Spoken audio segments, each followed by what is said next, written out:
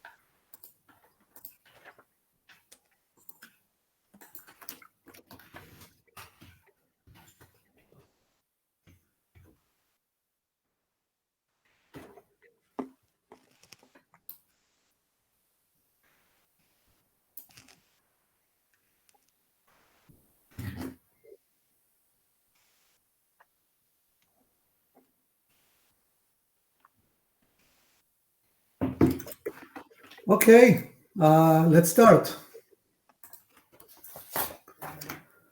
Hello, everybody. Thanks for joining us for this webinar. My name is Gil Trotino. I'm a Director of Product Marketing for K2View.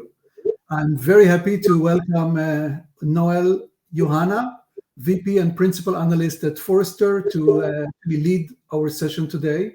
I hope that you hear me very well and that the slides are visible.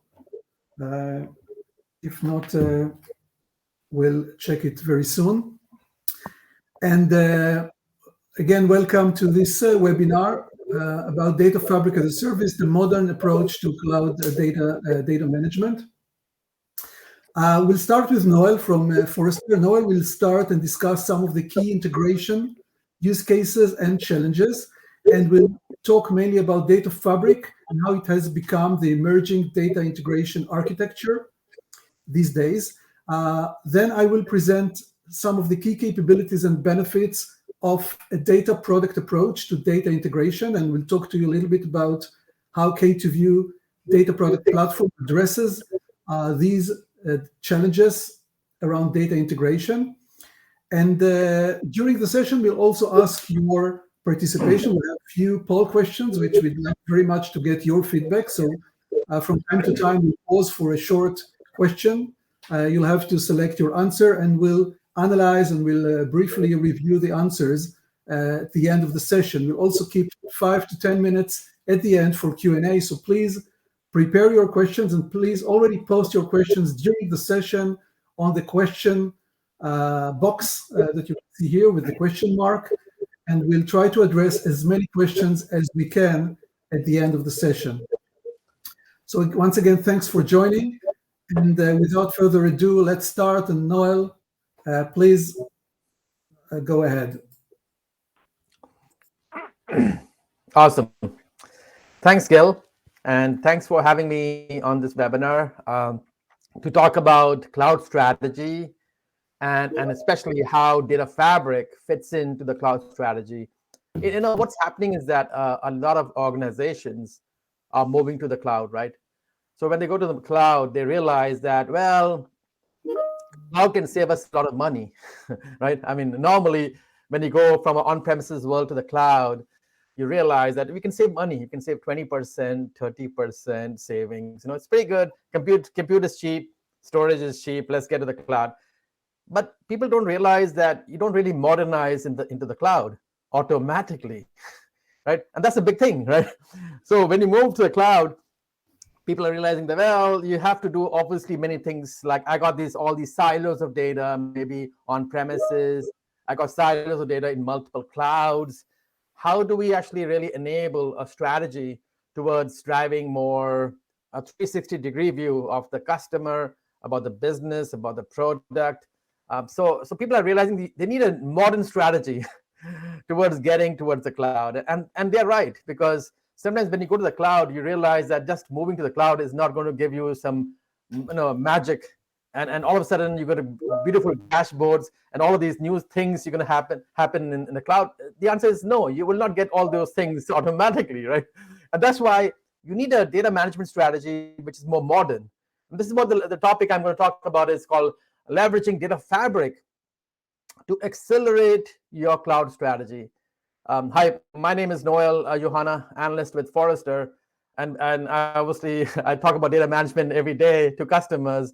But what's interesting is that, as I mentioned, cloud strategy is important, a direction, and then how do you really build a modern architecture to really ensuring that you can use all data in the cloud, but also the data needs to be consistent and trusted as well, right?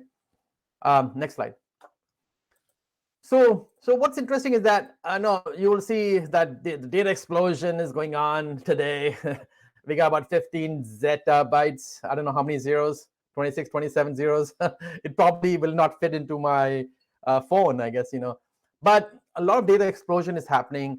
We used to only have data on premises world, which was small data, right? But now we got all this new driverless car data coming in. We got edge smart devices, smartphones data coming in. We got all this web data coming in, and the cloud data coming in. We got Salesforce data coming in, work data coming in, all these SaaS data coming in. We got social data coming in, right? And the good thing is you should not shy away from that data. You have to leverage that data as well. Today business data extends the boundaries of the business. Very important, because you want to connect the dots towards external data as well, your partner data, your consumer data, but also social data as well. You want to know what's going on. What are people talking about it, good or bad things about your product, right? So data explosion, I think, is huge. But the problem is the data is all in different places. Sometimes you have it in different locations, different systems, and this is a bigger challenge for the organizations. How do we get a consistency of data? Next slide. So, the bigger problem is that on-premises, we still have on-premises, right?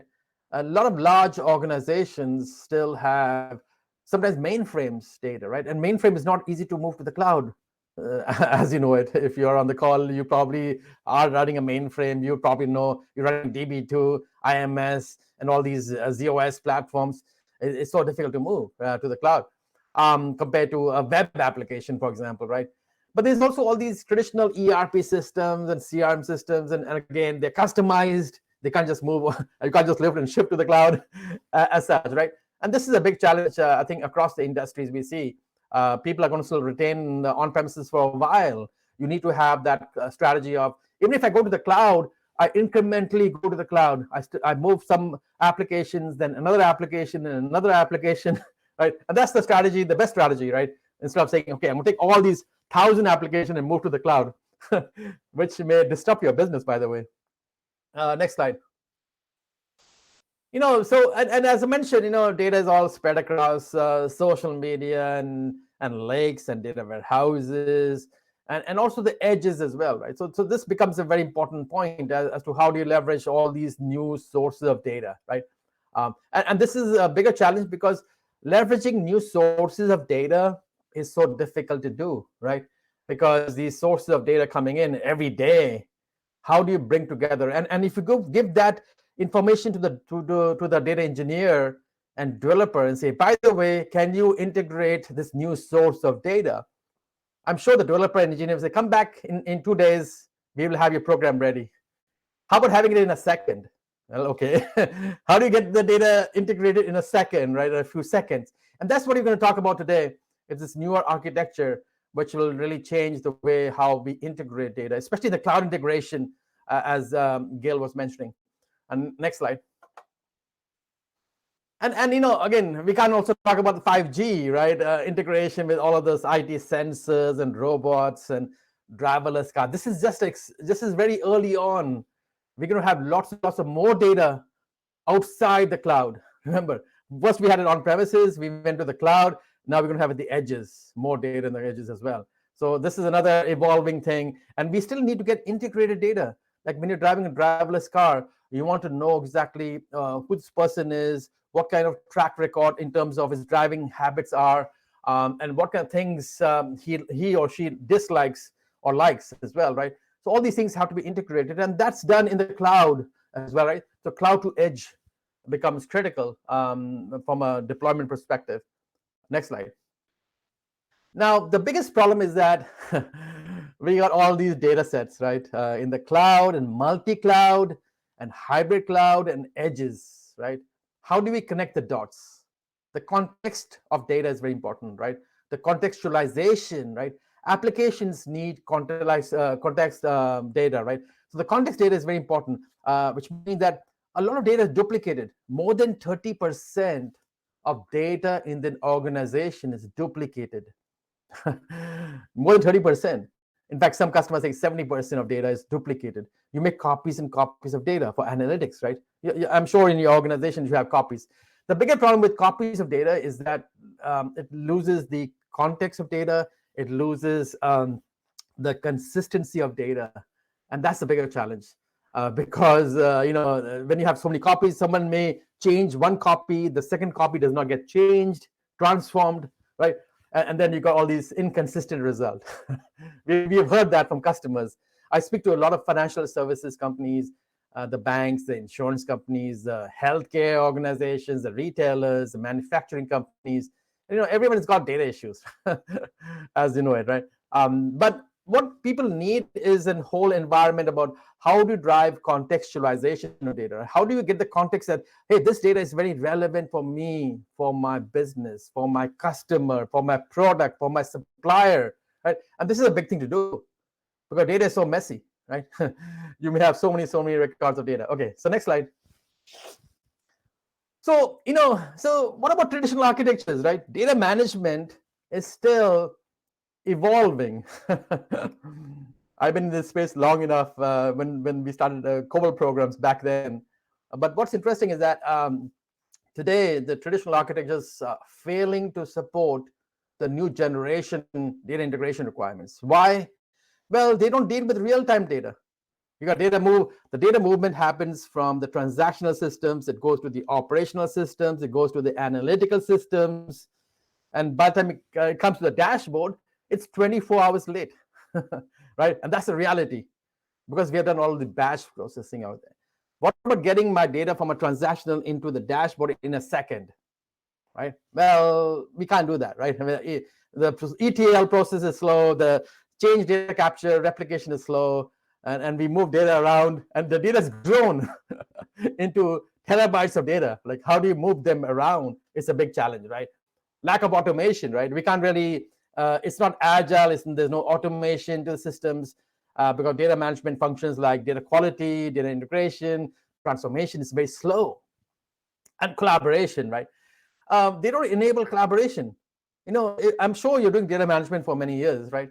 And you'll have separate tools from different vendors, right? Data quality, separate tools. You got data integration, separate tools. Data, preparation, separate tools. Data ingestion or streaming, separate tools. And that's problem. It creates a problem, right? When you have these separate tools going on, you want to really have an end-to-end platform, right? So that it's all integrated in a single platform. That's how you really accelerate data management support, right? Lack of agility, lack of support for unstructured data. Most data has been in relational data, right, today. But now we also have JSON data, we got Parquet files, we got all these new unstructured videos and blobs and clouds and other things coming up. And all this is changing the way. And that is also business data, right? I mean, if you got all these unstructured data, that also is business data. How do you incorporate that unstructured, semi-structured data with structured data, right? And this is a big thing. And dynamic integration.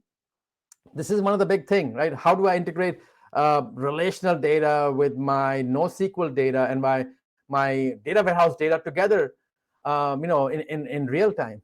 And it's so difficult to do. So these are big gaps, and I'm sure there are many more than this 6 gaps. I'm sure in your organization, when you're doing data management, data integration, you'll see all these gaps. From your current architecture, this is where you're struggling with, right? Next slide. Right. So Noel, we'd like to pause here for a few seconds and to ask you guys to go to the poll question. And again, looking into these multiple, and again, Noel covered many different challenges when it comes to integrate data management. Please pick your most primary high priority challenge that your organization needs to address, let's say in the next 6 to 12 months. and share it with us, please. You have here 4 options. So just check for your high priority option. What's your most important challenge when it comes to data management in your organization? We'll continue, and please answer. We'll go back later to review your answers. All right. So yeah, thanks for that poll question. I think that's a very useful question. What's interesting is that Fabric is this new modern architecture, which really drives value proposition, right? And this whole value proposition is basically enabling the notion of integration. Now, we'll get into more details about Fabric, like what is a Fabric, but think of it as a semantic layer. Basically provides that integration of systems of transactions, system of record, system of engagement for all different sources coming in, and providing you a very good trusted real-time integrated data for your cloud strategy. And it's not just for one persona like engineers, but also for developers, for architects, for scientists, for security analysts, for business analysts, data analysts. The good thing is that Fabric really provides a very strong platform to have a consistent, trusted, real-time data for applications, for insights, and for analytics as well, right? And that's a very important point.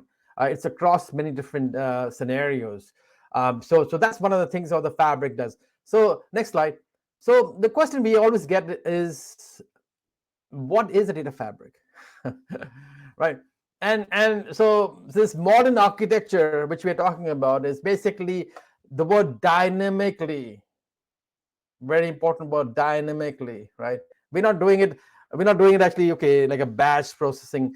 It's on demand. It's also when the system needs to get data. Dynamically orchestrating data, disparate data sources intelligently. We don't have to move all data around. Remember, if you have petabytes of data or hundreds of terabytes of data, why should you move data around hundreds of terabytes of data? The network may slow you down, right? So you want to move only few data, and maybe you can also push down the processing down and the source systems as well, right? Make it more intelligent. Move only small records into the Fabric. And Fabric, think of Fabric a layer above your databases, your data warehouses, your streaming data, your all these external data, your social data. So it's a layer above it, right? And this layer is above is more self-service driven.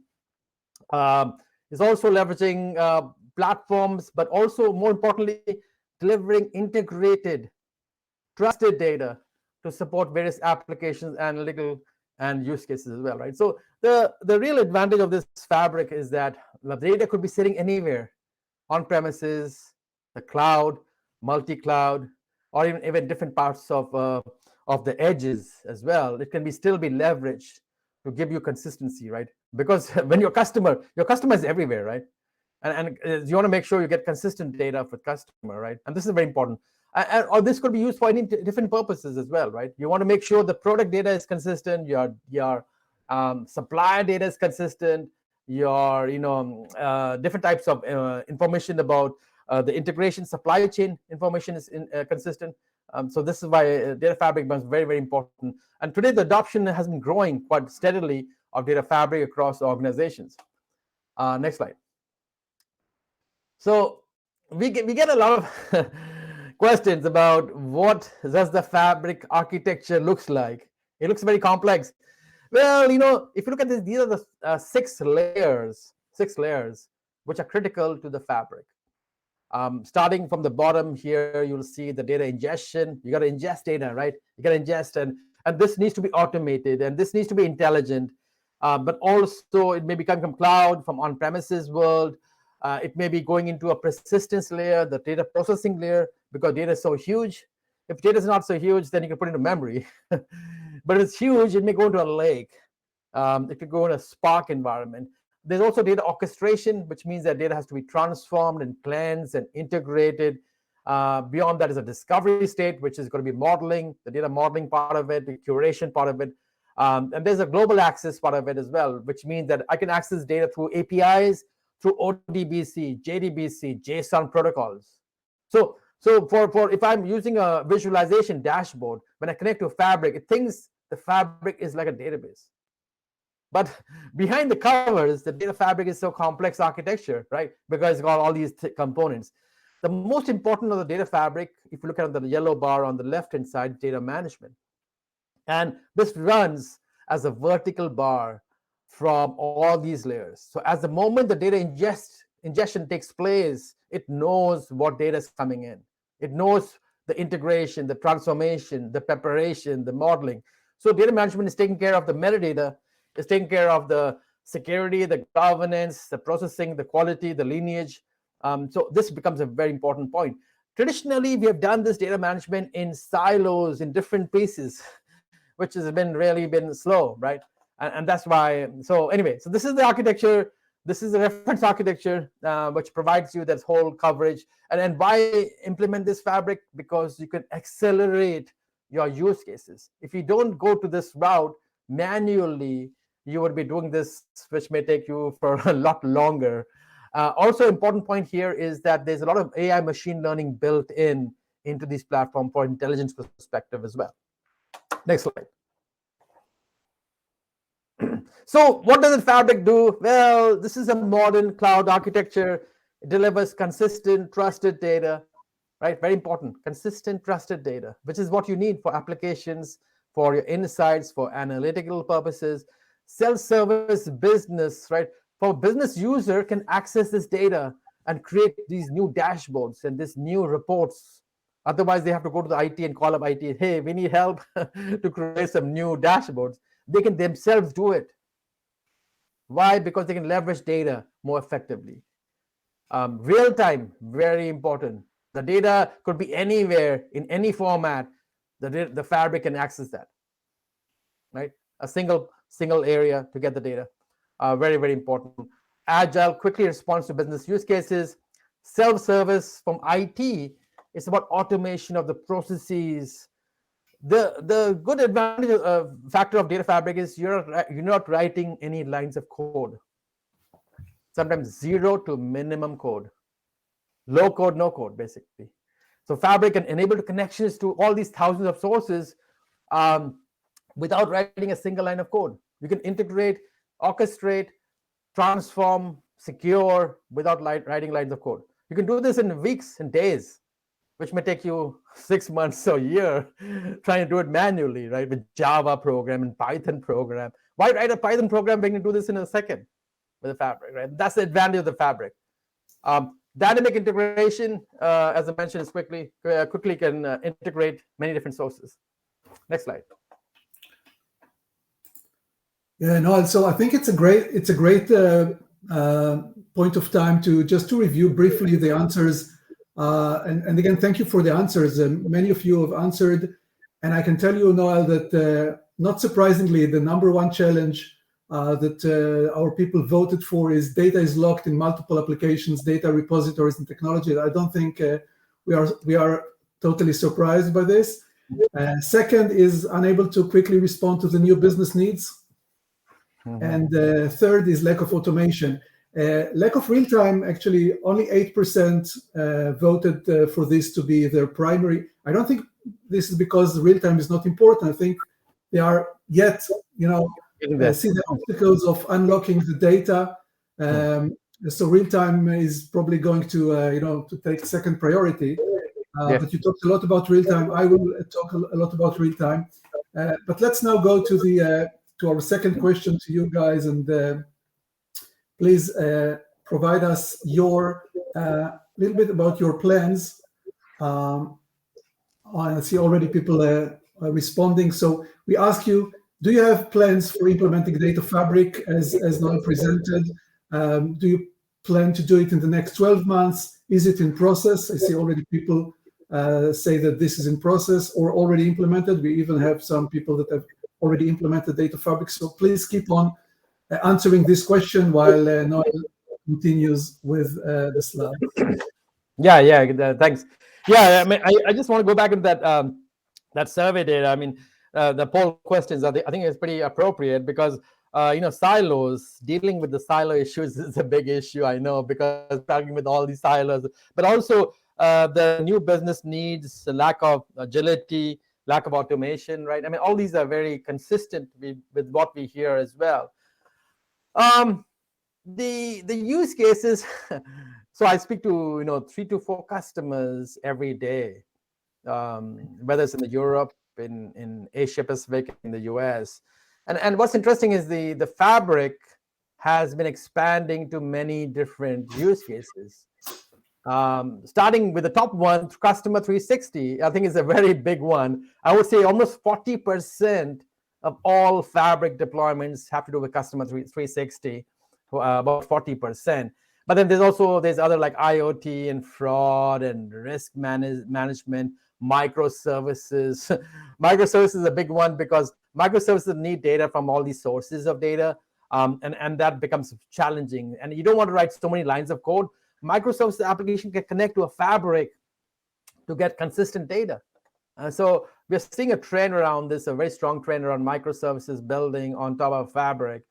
Edge applications, mobile applications, industry-specific healthcare, retail, manufacturing, all these specific applications also need. So the good thing with Fabric is that there's not just one use case. You can do multiple use cases. But I would always recommend start with one and then go to the next one. You don't have to start to boil the ocean and start running with all these use cases right away. But start with one, and in a couple of weeks you get maybe a proof point, a value proposition, and go to the second one and third one. And you can build multiple fabrics. Very important point. Not just one fabric, one big fabric. You can have another fabric. And the way you build multiple fabrics is domain specific. So you may have a customer data domain fabric. You may actually have a financial data fabric as well, right? Okay. Next slide. Yeah. No, just before we go to the next slides, we already have some interesting answers to the second question. So it's amazing. Like more than 70% of the people answered that they have either already implemented data fabric or in the process, or again, most of them, 46%, consider to implement the data fabric in their organization the next 12 months. So maybe these are the people that registered to this webinar because they want to know more, but I think it's quite typical to what I think you and me see in the market. And we'll ask you later on about the use cases. So please keep it in mind. We'll go back to the use cases very soon. Sounds good. Great to hear the adoption kicking up. All right, the next slide. Can you build it out? It should be able to have these. So what's interesting is that that's it. So what's interesting is that the recommendations we have for you guys is, first of all, to accelerate your cloud strategy. You definitely need to have a data fabric, right? As I mentioned, sometimes people go to the cloud and realize that we are going to the cloud, but then we can't really get benefits of the cloud because it's not modernized, right? The data integration is a challenge, data quality is a challenge, data transformation is a challenge, real-time data is a challenge in the cloud also, right? And that's why you have to come out with a strategy as to the cloud. The data fabric and the cloud go hand in hand. Very, very important, right?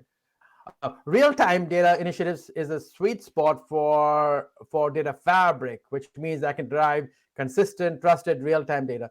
Real-time means being available at a faster speed than batch-oriented data, which we have done for decades.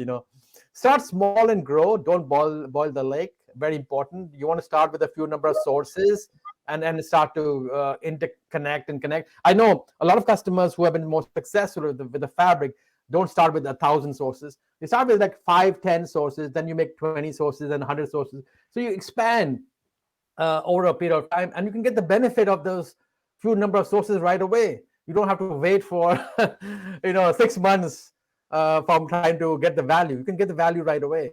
Data fabric team is crucial. You're bound to fail on a data fabric strategy if you don't have the right people, because it needs IT people, but also business people involved in this, architects, data architects, developers, engineers, scientists, and security people as well. Security should be a focus from the get-go. Very important, right? Security is very important, especially when dealing with sensitive data.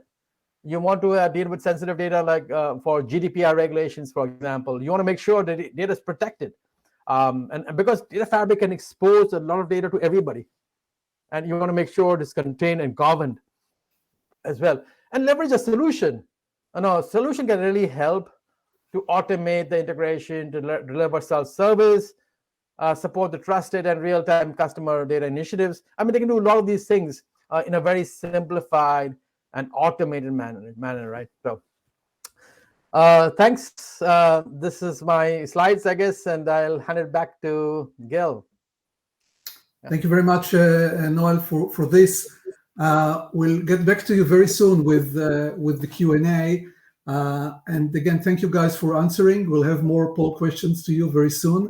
I'd like to switch now to talk to you and to present to you a unique and revolutionary approach to operational data management that talks a lot and addresses the various challenges that we just learned from Noel, and show you a little bit about the K2View platform, which creates, manages, and delivers data products in real time already today for Fortune 100 scale customers. So let's start by looking back into the challenges, and it's all going back to our need to address the business agility. And many of you said that this is today one of the big challenges. How do we enable the business by liberating the data and supporting disruptive, innovative business initiatives? For example, the ability to deliver personalized, contextual,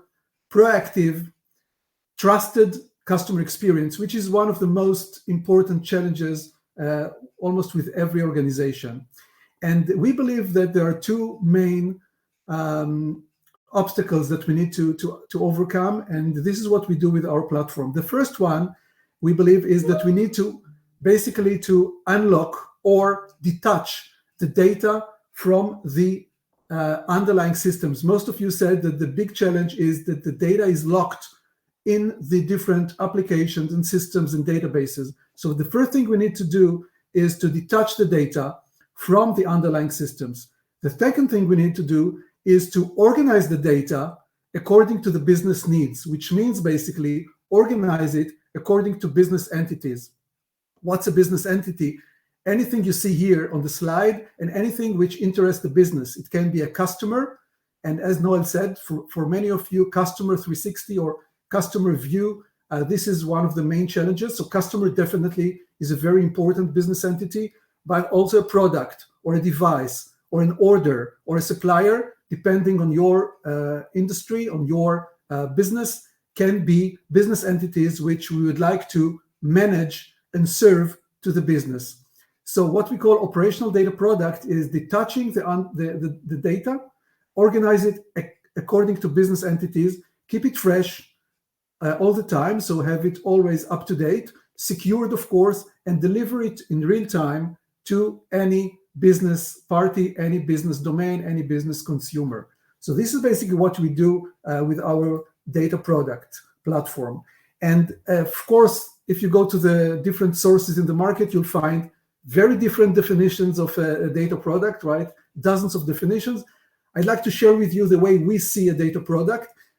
For us, a data product is firstly an entity that needs to be managed across an entire life cycle. And when I talk about the life cycle of a data product, we talk about a life cycle which starts from the very, very beginning of the data product design, how we define the data product. Then, of course, the data product engineering, how do we construct and build the data product? And then, of course, the security around it, the governance, the integration, and how we deliver it eventually to our consumers. And of course, how we then monitor the data product usage and performance. So this is one requirement that we believe should be addressed when you talk about data products. The second requirement are the four pillars that you see here. We believe that in order to serve the business, we need that the data products will be first organized, unified, and complete. So we would like the data product to contain everything that the business needs to know about a customer or a product or an order, etc. The second requirement is that it needs to be always fresh. We need to have the data up to date all the time, based on the business needs, of course, and deliver it instantly in real time to any business application or business consumer. Of course, it needs to be secured, governed, and compliant. This goes without saying, of course.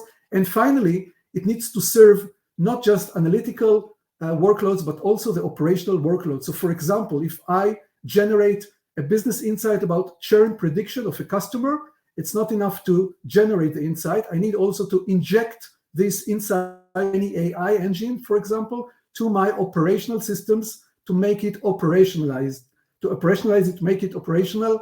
So again, we talk about a data product platform that will serve both operational and analytical workloads. So this is a little bit about the way we see data products. Now, I'd like to talk to you a little bit about the secret sauce of our data product platform, which is our micro database. And let me just show you,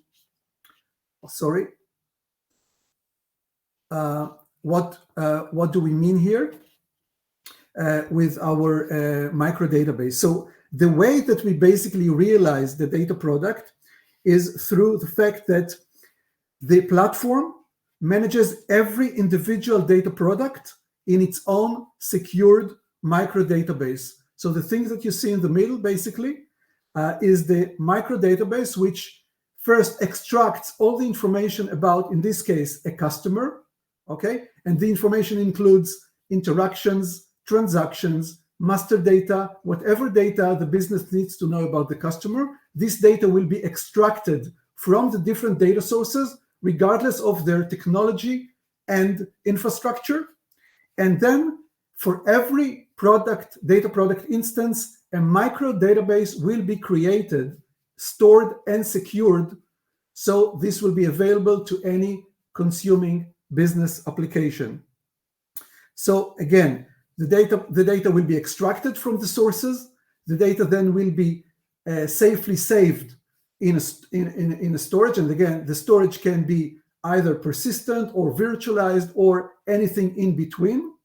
It will be encrypted, masked, tokenized, and secured. And finally, it will be delivered entity by entity to the business application. We are missing here part of the animation, which apparently does not show here. But you can see on the right side the different stages: sync and process, secure and store, and eventually creating an instance of a data product, which we call micro database, for each and every customer in this case, but it can be, of course, any other type of business entity. So again, instead of going and scanning through massive scales of tables and database, doing different complex joins of data across different technologies, basically what we get here is that all the business queries can go directly to the data product platform, and the data product is being delivered from the MicroDB to any consuming business application.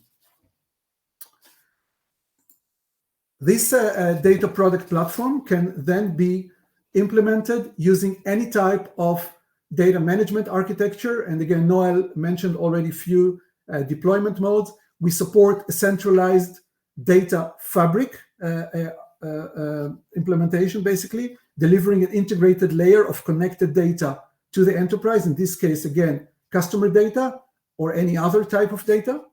We also support data mesh if you are looking for a federated data management type of implementation where different business domains are managing their own data products. They can manage the same or different types of data products. For example, you see here customer service that look for the customer data, production data domain will look for the product data, the e-commerce will look into the financial data, etc. And again, this data is also being delivered to the different consumers. And we also support a data hub type of deployment. So all the different architectures are supported. And of course, you can start with one and then evolve or continue the journey from a data hub to a data fabric to a data mesh according to your maturity level and according to your business and IT requirements. The same platform, the same data product platform, supports many different workloads. And as I said, some of them are operational, some of them are analytical. You can see some of the workloads here. Again, one of the most popular use cases, as Noel mentioned, is Customer 360, which we support by delivering this real-time single view of the customer across all the different data sources and technologies to any business application, whether this is a contact center or a customer self-service application or a mobile application. Support of operational intelligence when we generate real-time actionable insights and operationalize them, as I mentioned earlier. Data tokenization, for example, by providing tokens and secure the information in our data platform so the different applications can use different real-time personalized marketing without the need to secure the sensitive data. We do it for them and they can just work with the tokens. We also support cloud migration activities, the provision of test data across the organization and generating test data dynamically to different applications to be tested, and also the ability to build new applications by these data products. So extract the data products, build them, and enable organizations to take legacy application and modernize them and create new applications using the same data which was extracted, connected, and built using this data product platform. And again, some others which are not part of this slide are supported as well. And this is, I think, a good time to go to you and ask you to share with us what's your company's most immediate use case that you consider to implement using a data fabric solution. So again, is it Customer 360? Is it operational intelligence? Maybe fraud detection, or maybe data privacy and compliance? Please let us know. Please provide some answers. What's your top priority for implementing a data fabric? What's your top use case? Please go ahead and provide us with your answers. Let's see, some answers are coming, and we'll continue. Great, please keep on with your answers. And just briefly before we open for Q&A, I'd like to briefly tell you a little bit about who we are. Very briefly, K2View. K2View, we exist since 2009. We are a company with 200 plus employees, and we already have implementations of data management, our data management platform, which serves today already some of the world's largest enterprises, as you can see here, across different use cases. What's, I think, unique is not just the fact that we have this unique MicroDB, the patented approach of unifying and connecting all the data and delivering it in real time. On top of it, we talk about a solution that can be implemented very quickly in a matter of weeks and generate business value very quickly. Some very selective examples of deployments we have already today, as you can see here. AT&T today are managing their 130 million customers and customer data that is coming from more than 600 different systems using the K2View data product platform. And again, we enable their different business applications to get real-time customer data connected, trusted, consistent, and up-to-date across all these systems. So this is one implementation. The implementation with Global Payments is more focused on data tokenization. So again, Global Payments is a Fortune 500 payment technology company. And basically what they offer their merchants is to personalize their marketing campaigns and activities without the burden of protecting and securing personal information and sensitive credit card information, because K2View handles for Global Payments all the securing of the different sensitive information, and the merchants are using tokens instead of the sensitive information, so they can freely use it for all their personalized marketing activities. Verizon is using us also for around 100 million consumers with their data across different backend systems. Again, a lot of cost savings and enabling customer data in real time to different applications. And finally, American Express, where we serve them by provisioning test data to their different applications and providing test data to hundreds of testers that need to test hundreds of applications. And again, of course, including all the masking of the test data and generating various test data combinations according to their business needs. These are just few examples of some of the implementations already in production using the K2View data product platform. So I'm going to stop now and just point you to our final question. Again, if you want to know more, I will be happy to set up and schedule a demo of our data product platform.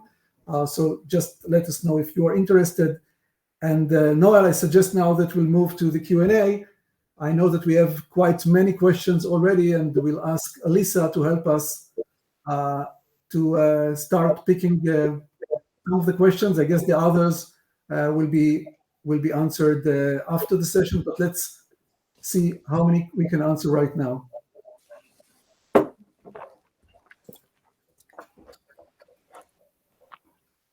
So, wow, we have a lot of questions, Noel. Cool. Good to hear that.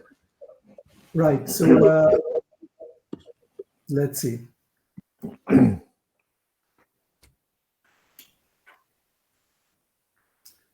So we have questions about, you mentioned multiple fabrics per domain.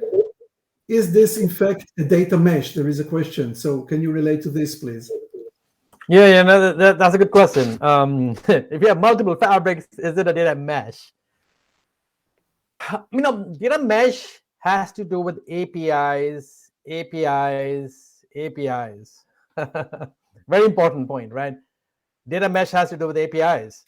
You're writing applications like Java and Python and C#, other programming languages with data mesh, right? And so the source data mesh does not do data management. Remember that. What about data integration? Not as great in data mesh. What about data quality? Not as great in data mesh. What about data transformation? Not as great in data mesh. So what is mesh all about? Mesh is just an architecture for programming for APIs that leverages a fabric for data. So they go hand in hand. So data mesh interacts with data fabric to get consistent, trusted, real-time data. So it's not like data mesh is running around and trying to get data. Data fabric already has the data. The data fabric has API interface into the data, right? This is very important. So we see a complementing architecture. You could have multiple data fabrics. You can have multiple data mesh. Multiple data mesh will connect to a single data fabric or multiple data fabrics, right? And that's how the architecture would go. Again, as I mentioned, when you look at data management components of data mesh versus data fabric has a lot more superior components in terms of data integration, data transformation, data governance, data quality, data preparation. No, they are available in data mesh. Even if it has there, it's a very basic components. So very important point is that the consumer of the fabric can be a mesh. Very important point. Right? Okay. And you have multiple meshes connecting to a fabric, or even multiple of the mesh connecting to multiple fabrics as well, right? So the architecture, normally you start with one mesh and one fabric, then you have multiple meshes with the fabric, and then you have multiple fabrics itself. And so your architecture evolves. The roadmap, you don't try to start to build multiple fabrics right away. You're gonna get it becomes more trickier. Yeah. Okay. I hope we managed to clarify it. It seems that many people are confused with the terminology, but here is another question, Noel. Which layer of the data fabric architecture will care about governance and security? Which layer of the data fabric? Which layer of the fabric? Yeah. Well, it comes in the data management layer, right? And this is very important, right? I mean, I'm sure because when you look at a fabric, the security and governance is a vertical bar. It's not like a one single layer. It sticks in a horizontal layer somewhere. It's a vertical bar, as I mentioned. It goes, the data security and governance is important from the ingestion to the transformation to the quality to the preparation to the transformation, right? It's not that, hey, I'm going to have data security and governance only at transformation layer or access layer. That's not really correct, because you may have to go through all these different processes of integration and transformation and quality. You still have to have authorization to do that as well. So there's a lot of stronger integration when you have security and governance baked into the platform from end to end. So this is what we see happening in industry, especially the financial services and healthcare organizations that are doing data fabric. They really start to nail down the data from the ingestion, from the data the time you ingest the data into the fabric. Not at the consumption layer, but to another layer. But at the ingestion, you start to actually have security and governance right there, right? If you're not authorized, if your fabric is not authorized to access your data, the fabric should stop accessing the data right there. Not bring it up to the access layer and then say, hey, by the way, this data, is this data relevant for somebody? Does not make sense. Thanks, Noel. Before I take some of the questions about the K2View solution, there is an interesting question also about clarification of terminology. Somebody is asking if a data fabric architecture is different from the data lake. Can you elaborate on this, please? Yeah, this comes up quite a lot, actually, right? So very important points. Not all your data is in the lake, is it? If everything is in your lake, then you're cool. Number one, not all your data is in the lake. Number one. So what happens to integrate data which is outside the lake? What are you going to do about that?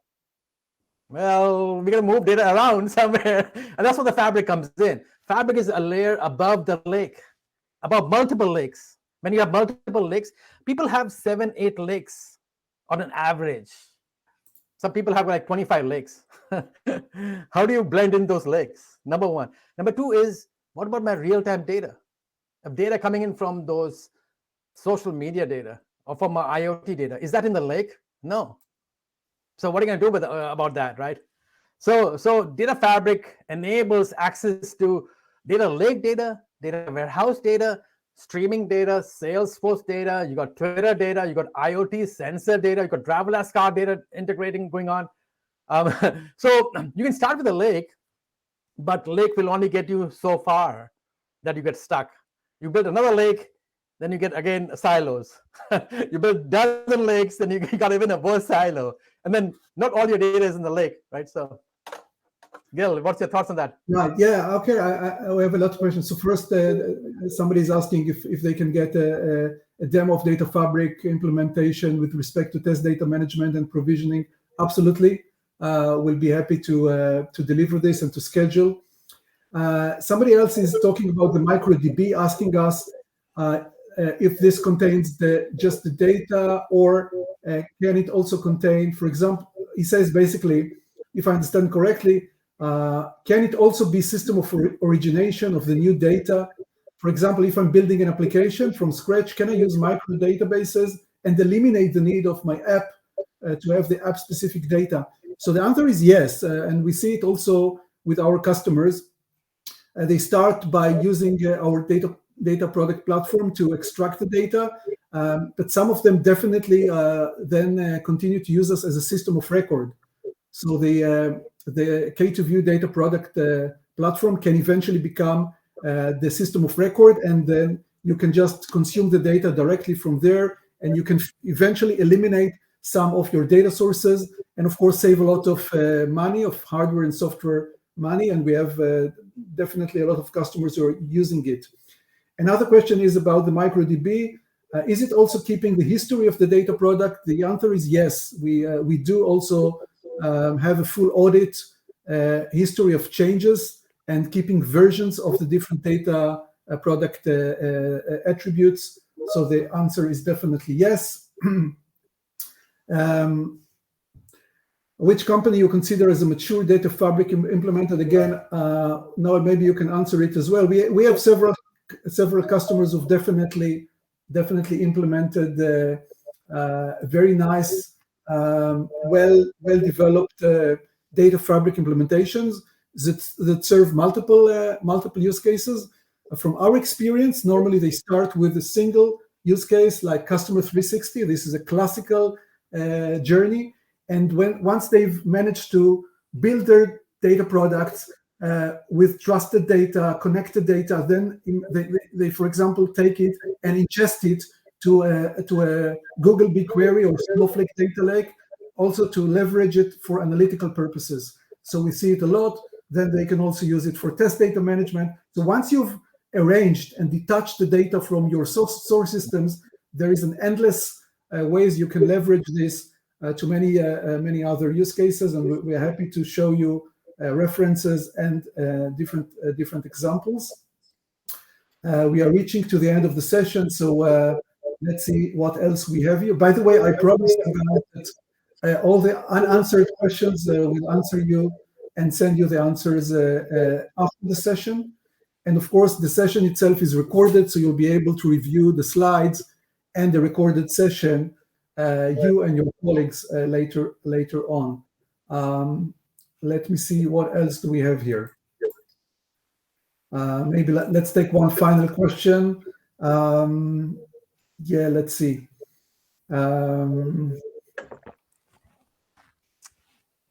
Once again about real time. How to enrich the data, bringing context and business meaning using artificial intelligence. You could imagine relationship inference if possible, but how to get the business meaning definition without the manual intervention. So just one final word about using machine learning and AI to enrich the data. One typical way that this can be done with the data product platform is that any AI engine which generates an insight can become also a source that can basically update the data back to the data product instance, in our case to the MicroDB. So since again, data can be managed and can be enriched with any other source, so any AI engine which generates an insight can become a source, can update the MicroDB and enrich it with any type of insight or situational type of data that can become now part of the data product data and can impact any operational system that can take it, use it, and take action based on it. So definitely there is a way to take AI insights, enrich this insight into the data and make use or operationalize it immediately in real time through the operational systems. And I think this is what we can do now in terms of the questions. I'd like to thank you very much, Noel, for being with us and sharing your experience and insights. Thanks. For all the people that joined us and contributed to the poll questions, please go on and share the recorded session with your colleagues. Again, as I said, we are going to answer all the questions offline. Thanks again for joining, and have fun.